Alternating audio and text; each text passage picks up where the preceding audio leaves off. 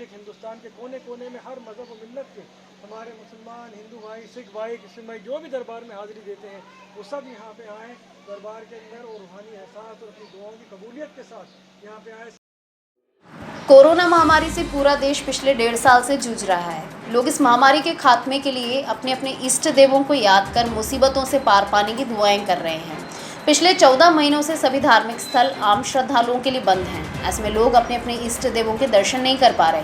अजमेर में भी यही स्थिति बनी हुई है। अजमेर विश्व प्रसिद्ध ख्वाजा गरीब नवाज की दरगाह और परमपिता ब्रह्मा की नगरी के रूप में दुनिया भर में जाना जाता है। दोनों ही धार्मिक स्थल पिछले 1.5 साल से बंद पड़े हैं।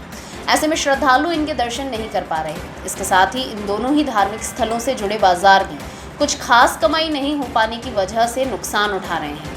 ख्वाजा गरीब नवाज की दरगाह में ज़ायरीनों की आवक बंद होने की वजह से लोग अपनी दुआएं चिट्ठियों में लिखकर गरीब नवाज तक पहुंचा रहे हैं। दरगाह के खादिम सलमान चिश्ती और पीर सईद नफीस मियां चिश्ती ने बताया कि दरगाह के दरवाजे पर ख्वाजा साहब के मानने वाले अपनी मुरादें चिट्ठियों में लिखकर लटका रहे हैं। इसके पीछे एक विश्वास है कि ख्वाजा गरीब नवाज उनकी इल्तिजा ज़रूर सुनेंगे। जैसे ही दरगाह से नमाज की रूहानी आवाज़ें गूंजती हैं वैसे ही लोग ख्वाजा के ध्यान में खो जाते हैं। जिन घरों से दरगाह का गुंबद दिखाई देता है वहाँ के लोग इस गुंबद को देखकर ही ख्वाजा साहब की अरदास पूरी कर रहे हैं। महिलाएं दरगाह की सीढ़ियों और दरवाजे पर बैठकर ख्वाजा साहब से दुआएं कर रहे हैं। सभी की एक ही दुआ है कि कोरोना महामारी जल्द से जल्द इस देश और दुनिया से ख़त्म हो जाए ताकि ज़िंदगी पहले की तरह पूरी रफ्तार के साथ आगे बढ़ सके। लोग अपने अपने इष्ट देवों के दर्शन कर मन का सुकून हासिल कर सकें।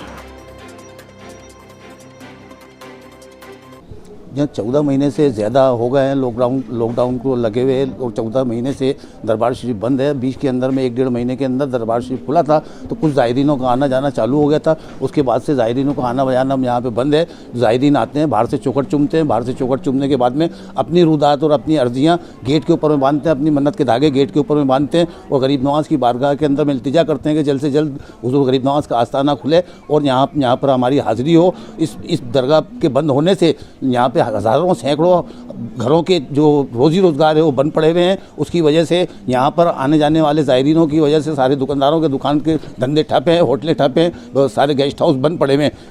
हज़ारों करोड़ रुपए का यहाँ से नुकसान हो रहा है और ये जब खुलने की आस लगती है तो लोग अपनी दुकानों को साफ़ करके दुकानें सजाना चालू कर देते हैं।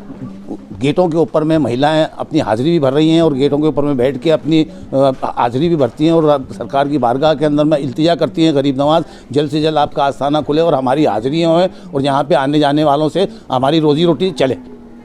पीर सईद नफीस मियां चिश्ती।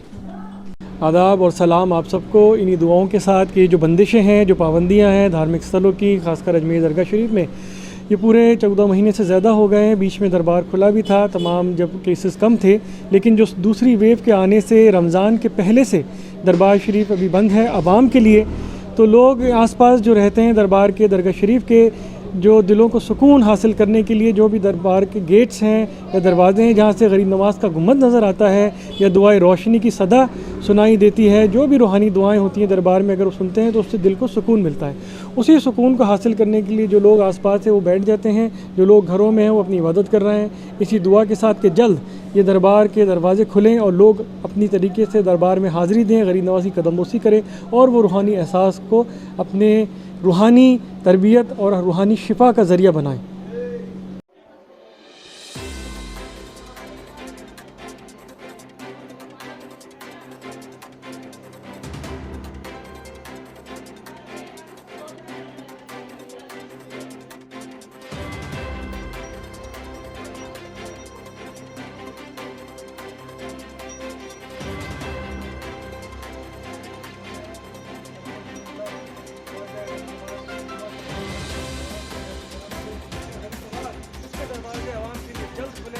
अलावा हो कामयाबी के साथ दुआ बारगाह गरीब नवाज़ से। अस्सलाम वालेकुम। हाजी सैयद सलमान चिश्ती।